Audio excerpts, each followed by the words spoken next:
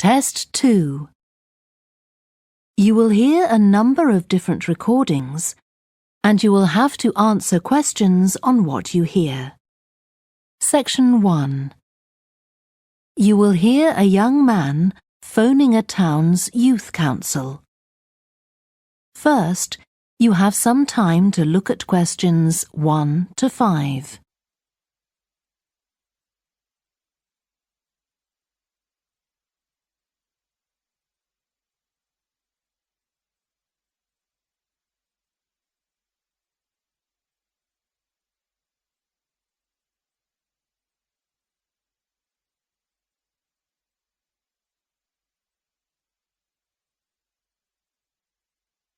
You will see that there is an example that has been done for you. On this occasion only, the conversation relating to this will be played first. Now we shall begin. You should answer the questions as you listen, because you will not hear the recording a second time. Listen carefully and answer questions 1 to 5. Good morning, Youth Council. Caroline speaking. Oh, hello. I'm interested in standing for election to the Youth Council, and I was told to give you a call. That's good. Could I have your name, please? Yes, it's Roger Brown. Thank you. I'm Caroline, the Youth Council Administrator. So, do you know much about what the council does, Roger? I've talked to Stephanie. I think she's the chair of the council. That's right. And she told me a lot about it. How it's a way for young people to discuss local issues, for example, and make suggestions to the town council. That's what made me interested. Fine. Well, let me take down some of your details. First of all, how old are you? You know the council is for young people aged from 13 to 18. I've just turned 18. And where do you live, Roger? Well, that's a bit complicated. At the moment, I'm looking for a flat to rent here, so I'm in a hostel from Monday to Friday. I go back to my parents' place at the weekend. OK, so where's the best place to send you some information about the council? Oh, to my parents' address, please. That's 17 Buckley Street, Buckleigh Street, Stamford, Lincolnshire. Though you don't really need the county. Oh, I know Stamford. It's a lovely town. And what's the postcode? PE9 7QT. Right, thank you. So are you working here or are you a student? I started studying at the university a couple of weeks ago, and I've got a part-time job for a few hours a week. What do you do? Well, I've done several different things. I've just finished a short-term contract as a courier, and now I'm working as a waiter in one of the big hotels. Uh-huh. That can't leave you much time for studying. Oh, it's not too bad. I managed to fit it all in. What are you studying? My ambition is to go into Parliament eventually, so my major subject is politics. That's partly why I think the Youth Council is important and want to be a part of it. And I suppose you're also taking a minor subject, aren't you? I know a lot of people study economics too. I chose history. To be honest, I'm not finding it as interesting as I expected. Before you hear the rest of the phone call, you have some time to look at questions 6 to 10.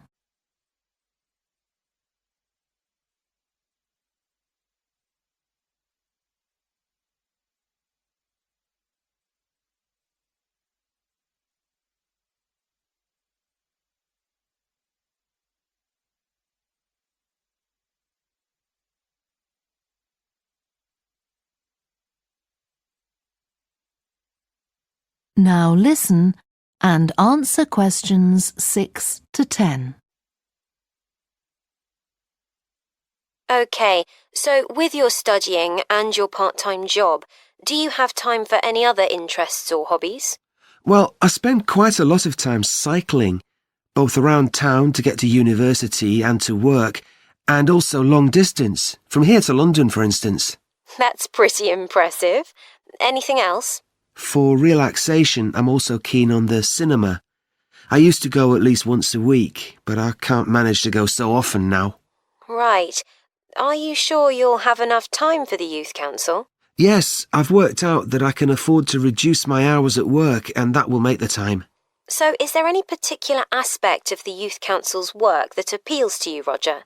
Well, my sister is blind, so I'm particularly interested in working with disabled young people to try and improve the quality of their lives. That's great.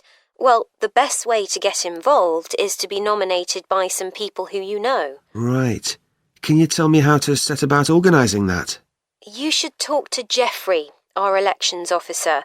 I can arrange a meeting in the council office with him, if you like. Yes, please. He'll be here next Monday, if that suits you. That's the 14th, isn't it? Yes. I can manage late afternoon. Would you like to suggest a time? He generally leaves around 5:30. Well, would 4:30 be okay? My last class finishes at 4, so I'd have plenty of time to get to your office. Right, that's fine. Oh, and could I have a phone number we can contact you on? Yes, my mobile number's 07788 136 711. Thank you. Well, we'll look forward to seeing you next week. Thanks very much. Goodbye. Bye. That is the end of section 1. You now have half a minute to check your answers. Section 2. You will hear a woman who works in a theatre talking to 2 new staff members on their first day of work. First, you have some time to look at questions 11 to 16.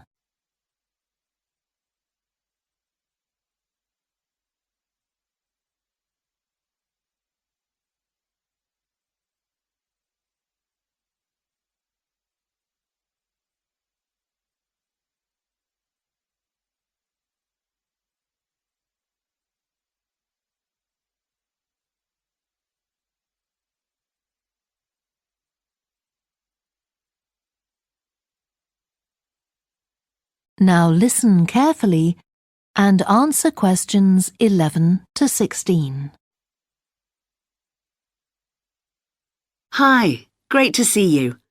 I'm Jodie, and I'll be looking after both of you for the first month you're working here at the Amersham Theatre. I'll tell you something about the theatre now, then take you to meet 2 of the other staff. It's an old building, and it's been modernised several times. In fact, as you can see, we're carrying out a major refurbishment at the moment. The interior has just been repainted, and we're about to start on the exterior of the building. That'll be a big job. The work's running over budget, so we've had to postpone installing an elevator. I hope you're happy running up and down stairs. When the theatre was built, people were generally slimmer and shorter than now, and the seats were very close together. We've replaced them with larger seats, with more legroom. This means fewer seats in total, but we've taken the opportunity to install seats that can easily be moved to create different acting spaces. We've also turned a few storerooms over to other purposes, like using them for meetings. We try hard to involve members of the public in the theatre. One way is by organising backstage tours, so people can be shown round the building and learn how a theatre operates. These are proving very popular. What we're finding is that people want to have lunch or a cup of coffee while they're here, so we're looking into the possibility of opening a cafe in due course. We have a bookshop which specialises in books about drama, and that attracts plenty of customers. Then there are 2 large rooms that will be decorated next month, and they'll be available for hire, for conferences and private functions, such as parties. We're also considering hiring out costumes to amateur drama clubs. Now I want to tell you about our workshops. We recently started a programme of workshops that anyone can join. Eventually, we intend to run courses in acting, but we're waiting until we've got the right people in place as trainers. That's proving more difficult than we'd expected. There's a big demand to learn about the technical side of putting on a production, and our lighting workshop has already started with great success. We're going to start one on sound next month. A number of people have inquired about workshops on makeup, and that's something we're considering for the future. A surprise success is the workshop on making puppets. We happen to have someone working here who does it as a hobby, and she offered to run a workshop. It was so popular, we're now running them every month. Before you hear the rest of the talk, you have some time to look at questions 17 to 20.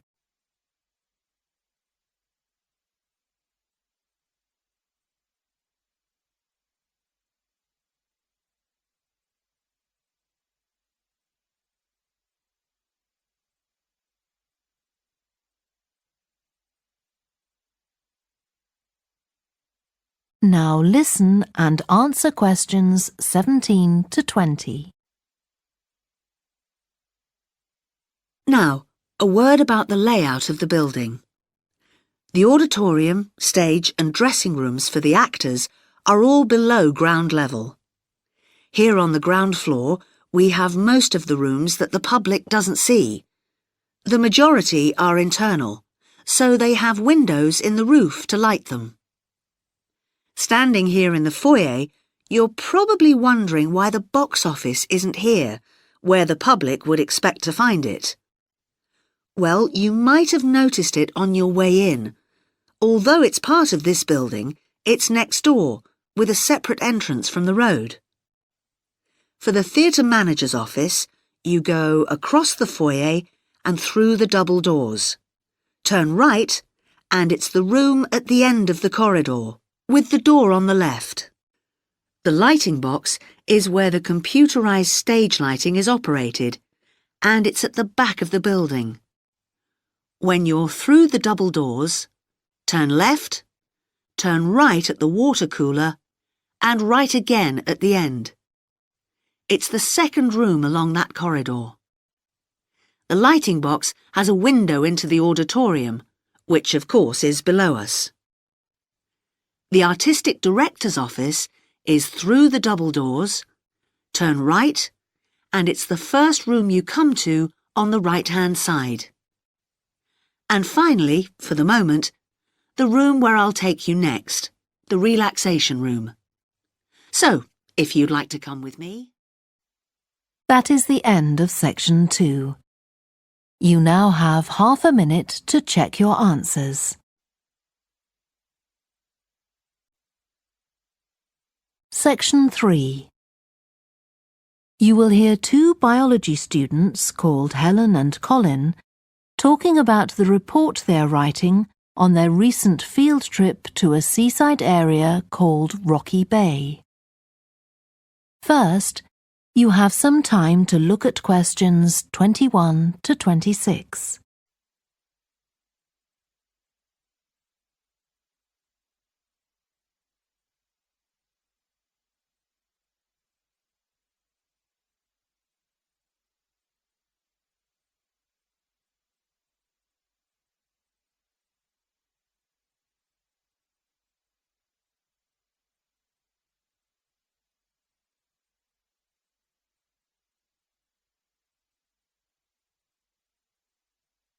Now listen carefully and answer questions 21 to 26.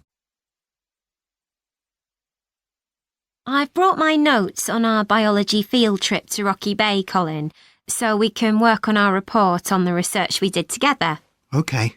I've got mine too. Let's look at the aims of the trip first. Right. What did you have? I just put something about getting experience of the different sorts of procedures used on a field trip. But we need something about what causes different organisms to choose particular habitats. I agree. and something about finding out how to protect organisms in danger of dying out. In our aims? But we weren't really looking at that. I suppose not. OK, now there's the list of equipment we all had to bring on the field trip. What did they tell us to bring a ruler for? It was something about measuring the slope of the shore.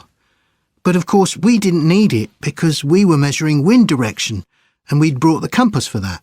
But not the piece of string to hold up in the air. Didn't Mr. Blake make a fuss about us leaving that behind? Yeah, he does go on. Anyway, it was easy to get one from another of the students. Now, the next section's the procedure. I sent you the draft of that. Yeah, it was clear, but I don't think we need all these details of what time we left and what time we got back and how we divided up the different research tasks. OK, I'll look at that again. Then we have to describe our method of investigation in detail. So let's begin with how we measured wave speed. I was surprised how straightforward that was. I'd expected us to have some sort of high-tech device, not just stand there and count the number of waves per minute. Not very precise, but I suppose it was good enough. But the way we measured the amount of salt was interesting. In the water from the rock pools? Yeah. Oh, I wanted to check the chemicals we used in the lab when we analysed those samples. Was it potassium chromate and silver nitrate? That's right. OK. And we need the map of the seashore. You just left that to me. And I had to do it while the tide was low. Well, that was OK, but the place I started it from was down on the beach. Then I realised I should have gone up higher to get better visibility, so I had to start all over again. But at least I'd got the squared paper, or I'd have had problems drawing it all to scale. Yeah, it looks good. We could get a map of the region off the internet and see if we need to make any changes. I had a look, but I couldn't find anything. But you took some pictures, didn't you? Yeah, I'll email you them if you want. OK, I'll make my amendments using those. Then I can scan it into our report. Great. Before you hear the rest of the discussion, you have some time to look at questions 27 to 30.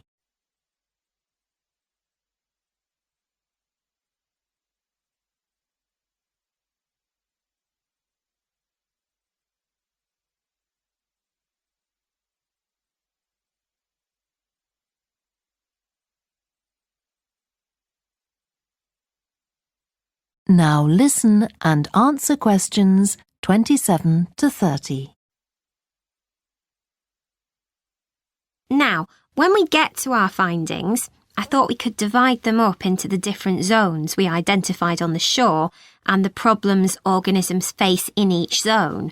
So for the highest area... The splash zone? Yeah, we found mostly those tiny shellfish that have strong hard shells that act as protection. But not from other organisms that might eat them, predators. No, that's not the main danger for them, but the shells prevent them from drying out because they're in the open air for most of the time. Right.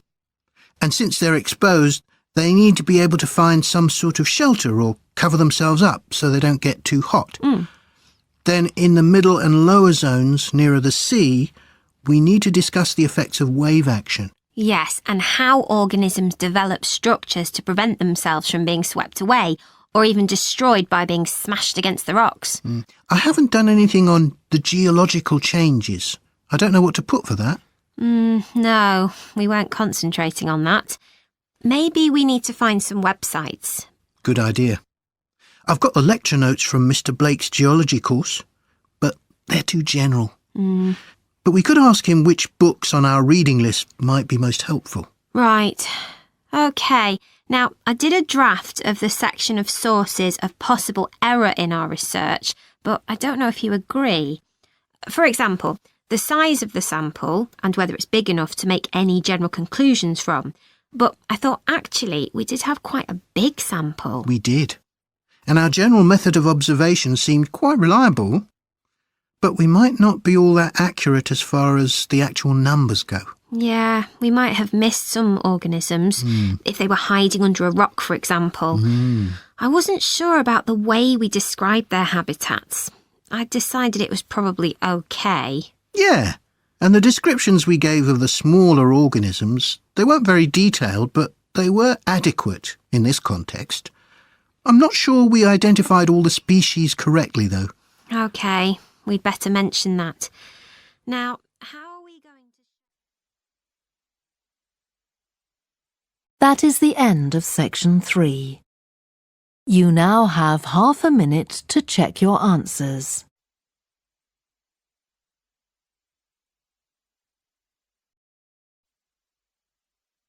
Section 4.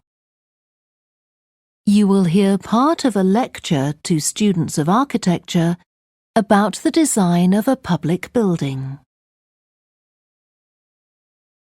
First, you have some time to look at questions 31 to 40.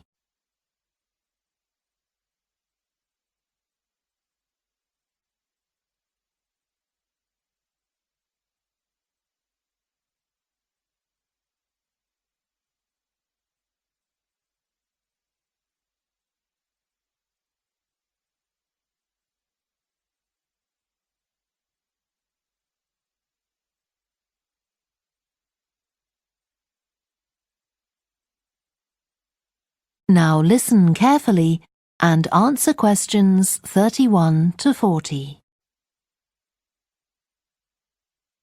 We've been discussing the factors the architect has to consider when designing domestic buildings.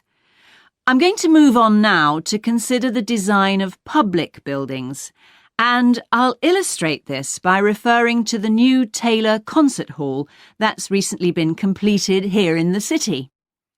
So, as with a domestic building, when designing a public building, an architect needs to consider the function of the building.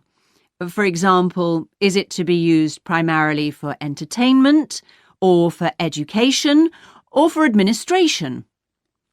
The second thing the architect needs to think about is the context of the building. This includes its physical location, obviously, but it also includes the social meaning of the building, how it relates to the people it's built for. And finally, for important public buildings, the architect may also be looking for a central symbolic idea on which to base the design, a sort of metaphor for the building and the way in which it is used. Let's look at the new Taylor Concert Hall in relation to these ideas. The location chosen was a site in a run-down district that has been ignored in previous redevelopment plans. It was occupied by a factory that has been empty for some years. The whole area was some distance from the high-rise office blocks of the central business district and shopping centre, but it was only 1 kilometre from the ring road. The site itself was bordered to the north by a canal, which had once been used by boats bringing in raw materials when the area was used for manufacturing. The architect chosen for the project was Tom Harrison.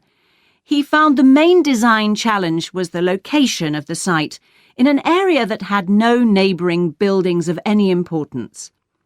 To reflect the fact that the significance of the building in this quite run-down location was as yet unknown, he decided to create a building centred around the idea of a mystery, something whose meaning still has to be discovered.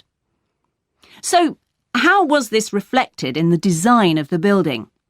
Well, Harrison decided to create pedestrian access to the building and to make use of the presence of water on the site. As people approach the entrance, they therefore have to cross over a bridge. He wanted to give people a feeling of suspense as they see the building first from a distance and then close up. And the initial impression he wanted to create from the shape of the building as a whole was that of a box. The first side that people see, the southern wall, is just a high, flat wall uninterrupted by any windows. This might sound off-putting, but it supports Harrison's concept of the building, that the person approaching is intrigued and wonders what will be inside. And this flat wall also has another purpose. At night time, projectors are switched on, and it functions as a huge screen, onto which images are projected.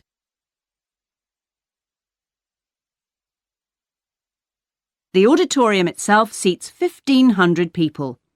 The floors supported by 10 massive pads.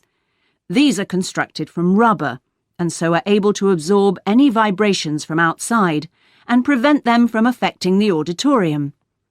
The walls are made of several layers of honey-coloured wood, all sourced from local beech trees. In order to improve the acoustic properties of the auditorium and to amplify the sound, they are not straight, they are curved. The acoustics are also adjustable according to the size of orchestra and the type of music being played. In order to achieve this, there are 9 movable panels in the ceiling above the orchestra, which are all individually motorised.